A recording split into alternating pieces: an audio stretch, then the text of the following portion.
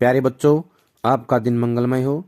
अगर आप नए हैं तो इस चैनल को सब्सक्राइब कर लें। पढ़ेंगे शेखर जोशी का जीवन परिचय और उसके बाद पढ़ेंगे इनका पाठ गलता लोहा। तो देखें इनके जीवन के बारे में। शेखर जोशी, इनका जन्म सन 1932 अल्मोड़ा उत्तरांचल में हुआ। इनकी रचनाएं हैं कोसी का गटवार, साथ के लोग, दाज्यू, हलवाहा, नौरंगी बीमार है, ये कहानी संग्रह है। एक पेड़ की याद, ये शब्द चित्र संग्रह है। सम्मान मिले हैं पहल सम्मान इनको प्राप्त हुआ है। पिछली सदी का 6वां दशक हिंदी कहानी के लिए युगांतकारी समय था। एक साथ कई युवा कहानीकारों ने अब तक चली आती कहानियों के रंग ढंग से अलग तरह की कहानियां लिखनी शुरू की और उन्हीं में प्रसिद्ध नाम है शेखर जोशी का। शेखर जोशी भी उन्हीं कहानीकारों में आते हैं जिन्होंने ये आंदोलन चलाया था, नई कहानी आंदोलन। इन्हीं के बीच में से ये निकले हैं। नई कहानी आंदोलन का जो है महत्वपूर्ण प्रतिभा या इसी के बीच से उभरी हुई एक अनूठी प्रतिभा का नाम है शेखर जोशी। गलता लोहा शेखर जोशी की कहानी कला का एक प्रतिनिधि नमूना है, यानी कि उनकी जो ये कहानी है एक विशिष्ट नमूना है, उदाहरण है। समाज के जातिगत विभाजन पर कई कोणों से टिप्पणी करने वाली यह कहानी इस बात का उदाहरण है कि शेखर जोशी के लेखन में अर्थ की गहराई का दिखावा और बड़बोलापन जितना ही कम है, वास्तविक अर्थ गांभीर्य उतना ही अधिक है। लेखक की किसी मुखर टिप्पणी के बगैर ही पूरे पाठ से गुजरते हुए हम यह देख पाते हैं कि एक मेधावी किंतु निर्धन ब्राह्मण युवक मोहन किन परिस्थितियों के चलते उस मनोदशा तक पहुंचता है जहां उसके लिए जातीय अभिमान बेमानी हो जाता है। सामाजिक विधि निषेधों को ताक पर रखकर वह धनराम लोहार के ऑफर पर बैठता ही नहीं, उसके काम में भी अपनी कुशलता दिखाता है। मोहन का व्यक्तित्व जातिगत आधार पर निर्मित झूठे भाईचारे की जगह मेहनतकशों के सच्चे भाईचारे की प्रस्तावना करता है, प्रतीत होता है, दिखाई देता है, मानो लोहा गलकर एक नया आकार ले रहा है। कहने का आशय है कि मोहन का जो मन बदलाव हो रहा है, परिवर्तित हो रहा है जातिवाद को लेकर के, उसको कवि ने लोहे के गलने का नाम दिया है। लोहे का गलना मतलब होता है कि हमारे मन में दृष्टिकोणों का बदलना, नए दृष्टिकोणों का पनपना। अब हम शुरू करेंगे पाठ गलता लोहा। मोहन के पैर अनायास होता है अचानक, अनायास ही शिल्पकार टोले की ओर मुड़ गए। शिल्पकार होता है हाथ का काम करने वाले, लोहार का काम करने वाले, या जो भी कोई भी कारीगर है उसको बोलते हैं शिल्पकार। जैसे खतिया काम करने वाले, लोहार का काम करने वाले, गड़े बनाने का काम करने वाले। समाज में जो भी व्यक्ति है, कोई भी काम करता है हाथ का, वो सभी आएंगे शिल्पकार। उसके मन में किसी कोने में शायद धनराम लोहार के ऑफर की वह अनुगूंज शेष थी। अनुगूंज होता है ध्वनि, ऐसी आवाज जो हमें सुनाई देती है बाद में, जिसे वह पिछले 3-4 दिनों से दुकान की ओर जाते हुए दूर से सुनता रहा था, यानी कि दूर से जाते हुए सुनता रहता था। धनराम लोहार अपनी दुकान पर काम करता था लोहे का, और उसकी आवाजें उसको सुनाई देती थी। निहाई पर रखे लाल गरम लोहे पर पड़ती हथौड़े की थप थप आवाज, ठंडे लोहे पर लगती चोट से उठता ठनकता स्वर और निशाना साधने से पहले खाली निहाई पर पड़ती हथौड़े की खनक, जिन्हें वह दूर से ही पहचान सकता था। निहाई होता है लोहे का ऐसा ठोस टुकड़ा जिसके ऊपर लोहा या किसी अन्य धातु को रख करके गर्म करके पीटा जाता है, वो होता है निहाई। लंबे बेंट वाले हसुए को लेकर वह घर से इस उद्देश्य से निकला था कि अपने खेतों में किनारे उगाई कांटेदार झाड़ियों को काटकर या काट छांट कर साफ कर आएगा। हसुआ होता है एक औजार जिसके द्वारा फसलें काटने का काम किया जाता है, यानी कि दराती जो है उसको बोलते हैं हसुआ। बूढ़े बंशीधर जी के बूते होता है नियंत्रण उसके बस की बात नहीं थी कि अब यह सब काम नहीं रहा। कहने का आशय है कि वंशीधर के नियंत्रण में अब उसके काबू में कोई काम ऐसा नहीं रहा जो वो कर पाए। यही क्या, जन्म भर जिस पुरोहिताई ने के बूते पर यानी कि पुरोहिताई के बल पर उन्होंने घर संसार चलाया था, घर गृहस्थी चलाई थी, वह भी अब वैसे कहाँ कर पाते हैं। यजमान लोग उनकी निष्ठा और संयम के कारण ही उन पर श्रद्धा रखते हैं, लेकिन बुढ़ापे का जर्जर शरीर अब उतना कठिन श्रम और व्रत उपवास नहीं झेल पाता। सुबह सुबह जैसे उससे सहारा पाने की नीयत से ही उन्होंने गहरा निश्वास लेकर कहा था, आज गणनाथ जाकर चंद्रदत्त जी के लिए रुद्री पाठ करना था, अब मुश्किल ही लग रहा है। रुद्री पाठ होता है भगवान शंकर की आराधना के लिए किया जाने वाला पाठ। यह 2 मील की सीधी चढ़ाई अब अपने बूते की बात नहीं है, यानी अपने बूते की नहीं है। बूता होता है क्षमता, ताकत, यानी कि अब उसके अंदर इतनी शक्ति नहीं थी, ताकत नहीं थी कि 2 मील ऊपर चढ़ करके जा सकें। एकाएक ना भी नहीं कहा जा सकता, कुछ समझ में नहीं आता। वो सोचते हैं कि हम एकदम से नाट भी नहीं सकते, मना भी नहीं कर सकते, और हमारे अंदर इतनी क्षमता नहीं है कि हम उसके काम को कर दें। तो वो थोड़ा चिंतित हो जाते हैं इसको लेकर के। मोहन उनका हास्य नहीं समझता तो ऐसी बात नहीं, यानी कि मोहन ने उनकी बात को नहीं समझा ऐसा नहीं लगता है, लेकिन पिता की तरह ऐसे अनुष्ठान कर पाने का न उसे अभ्यास ही है और न वैसी गति, यानी कि उसके अंदर ना तो कभी उन्होंने ऐसा प्रयास किया है, कभी कोई ऐसी प्रैक्टिस उन्होंने नहीं की है कि वो ऐसा कर सकें, और ना ही गति है उनके अंदर ऐसी जो है तेजी भी नहीं है कि वो सारा काम कर देंगे। पिता की बातें सुनकर भी उसने उनका भार हल्का करने का कोई सुझाव नहीं दिया, यानी कि उनका जो काम था उसके बारे में हाथ बटाने के लिए कोई सुझाव नहीं दिया।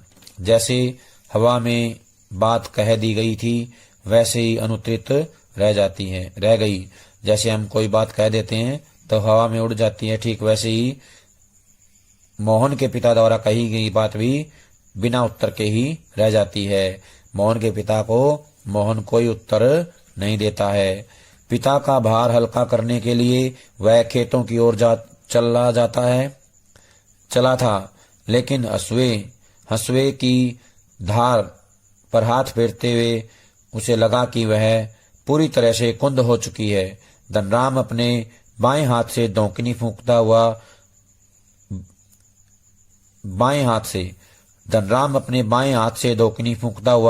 दाएं हाथ से भट्ठी में गर्म होते लोहे को उलट पलट रहा था, और मोहन भट्टी से दूर हटकर एक खाली कनिस्तर खाली डब्बे के ऊपर बैठा उसकी कारीगरी को पारखी निगाहों से देख रहा था।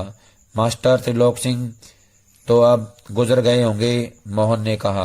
अब प्रश्न आ जाएगा 1 नंबर में, मास्टर त्रिलोक सिंह तो अब गुजर गए होंगे, ये बात किसने कही? तो बताएंगे मोहन ने। वे दोनों अब अपने बचपन की दुनिया में लौट आए थे। धनराम की आंखों में एक चमक सी आ गई। वह बोला, माँ साहब यानी कि मास्टर साहब भी क्या आदमी थे लल्ला, अभी पिछले साल ही गुजरे। सच कहूं आखिरी दम तक उनकी छड़ी होता है बेंत, लकड़ी, छड़ी का डर लगा ही रहता था। दोनों हो कर हंसने लगे, यानी कि जोर जोर से हंसने लगे। कुछ क्षणों के लिए वे दोनों ही जैसे किसी बीती हुई दुनिया में लौट गए। गोपाल सिंह, ये एक दुकानदार है। प्रश्न आएगा दुकानदार का क्या नाम था? तो बताना गोपाल सिंह। गोपाल सिंह की दुकान से हुक्के का आखिरी कस यानी कि आखिरी बार हुक्का पी करके कस खींचकर त्रिलोक सिंह स्कूल की चहार दीवारी में उतरते हैं, यानी स्कूल में प्रवेश करते हैं। थोड़ी देर पहले तक दमा चौकड़ी मचाते, उठापटक करते और बांज के पेड़ों की टहनियों पर झूलते बच्चों को जैसे सांप सूंघ गया। कहने का आशय यह है कि जैसे ही मास्टर त्रिलोक सिंह स्कूल में प्रवेश करते हैं तो तुरंत बच्चे जो है चुप हो जाते हैं। उनकी जो भागने दौड़ने उठापटक करने की गतिविधियां हैं वो सारी बंद हो जाती हैं। स्कूल में शांति हो जाती है। कड़े स्वर में वह पूछते हैं, प्रार्थना कर ली तुम लोगों ने? यह जानते हुए भी कि यदि प्रार्थना हो गई होती तो गोपाल सिंह की दुकान तक उनका संवेद स्वर पहुंचता ही। संवेद होता है एक साथ मिलके प्रार्थना गाने का स्वर पहुंच जाता। त्रिलोक सिंह घूर घूर कर एक एक लड़के को देखते हैं। फिर वही कड़कदार आवाज, मोहन नहीं आया आज। मोहन उनका चहेता शिष्य था, पुरोहित खानदान का कुशाग्र बुद्धि का बालक, पढ़ने में ही नहीं गायन में भी बेजोड़। त्रिलोक सिंह मास्टर ने उसे पूरे स्कूल का मॉनिटर बना रखा था। वही सुबह सुबह हे प्रभु अन्नदाता आनंददाता ज्ञान हमको दीजिए का पहला स्वर उठाकर प्रार्थना शुरू करता है। कहने का आशय है कि मोहन ही जो है प्रार्थना शुरू करता है। मोहन को लेकर मास्टर त्रिलोक सिंह की बड़ी उम्मीदें थी। कक्षा में किसी छात्र को कोई सवाल न आने पर वही सवाल वे मोहन से पूछते और उनका अनुमान सही निकलता। मोहन ठीक ठीक उत्तर देकर उन्हें संतुष्ट कर देता और तब वे उस फिसड्डी बालक को दंड देने का भार मोहन पर डाल देते। कहने का आशय है कि मोहन अपने विद्यालय में एक अध्यापकों का चहेता छात्र था और पढ़ाई में भी अपने अध्यापक की वो सहायता करता था, बच्चों की सहायता करता था। पकड़ इसका कान और लगवा इससे 10 उठक बैठक वे आदेश दे देते। धनराम भी उन अनेक छात्रों में से एक था जिसने त्रिलोक सिंह मास्टर के आदेश पर अपने हमजोली मोहन के हाथों कई बार बेंत खाए थे या कान खिंचवाए थे।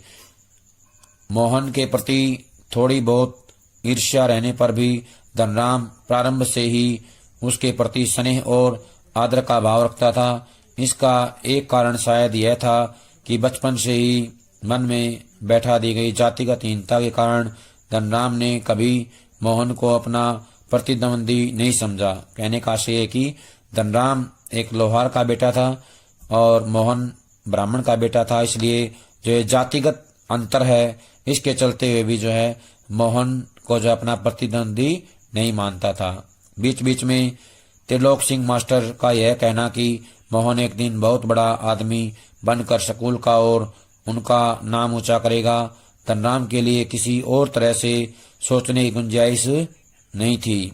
कहने का आशय है कि धनराम के लिए और तरह से सोचने का कोई भी अवसर नहीं मिला, क्योंकि मास्टर ने भी ये घोषणा कर दी थी, बता दिया था कि मोहन जो है पढ़ करके एक बहुत बड़ा आदमी बनेगा और उनका नाम ऊंचा करेगा। और धनराम वह गांव के दूसरे खेतीहर या मजदूर परिवारों के लड़कों की तरह किसी प्रकार तीसरे दर्जे तक की ही स्कूल की पढ़ाई कर पाया, स्कूल का मुंह देख पाया था। कहने का आशय है कि वो तीसरी कक्षा से आगे नहीं पढ़ पाया। त्रिलोक सिंह मास्टर कभी कभार ही उस पर विशेष ध्यान देते थे।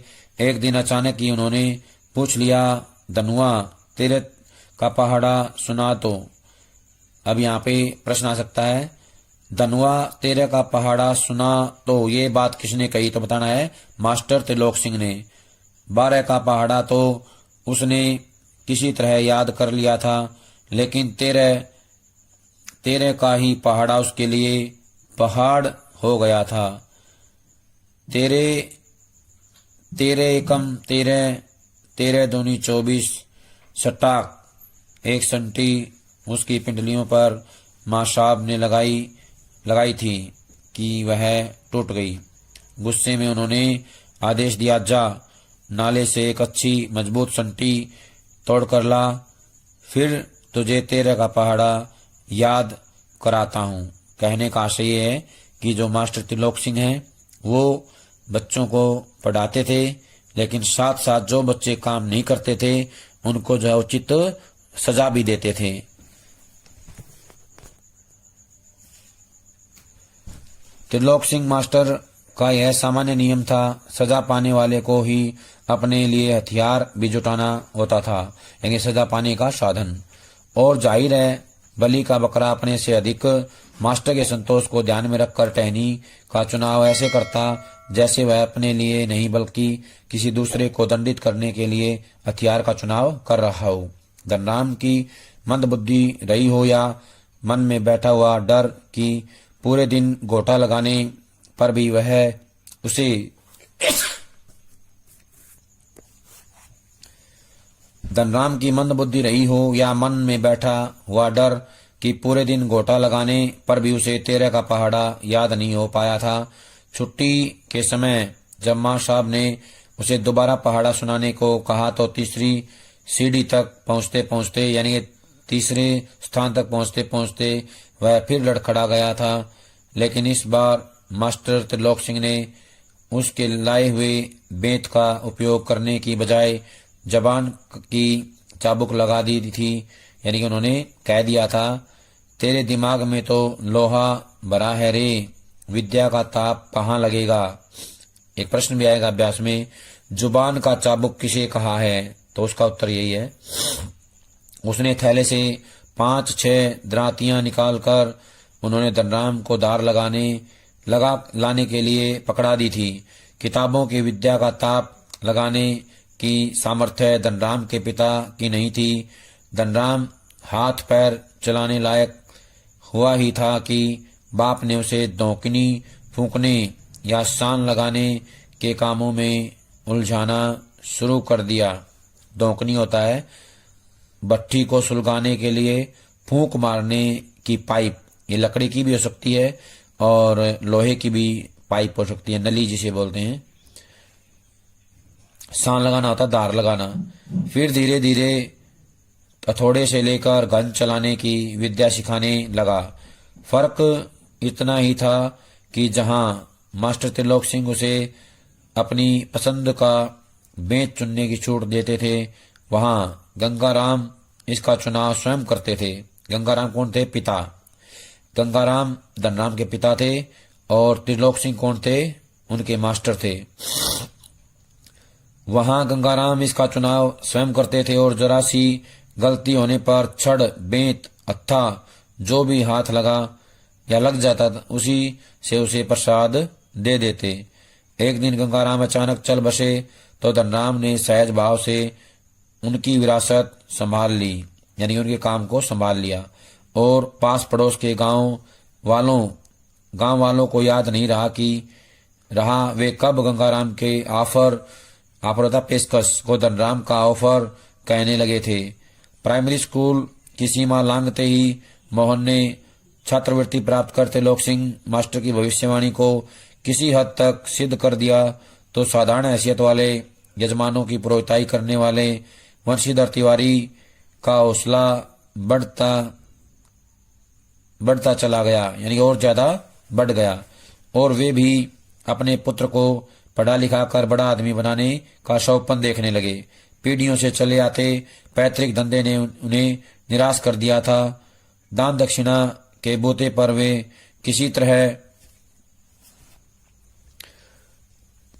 तरह वे परिवार का आधा पेट भर पाते थे, यानी कि दान दक्षिणा के माध्यम से उनकी ज्यादा कमाई नहीं होती थी।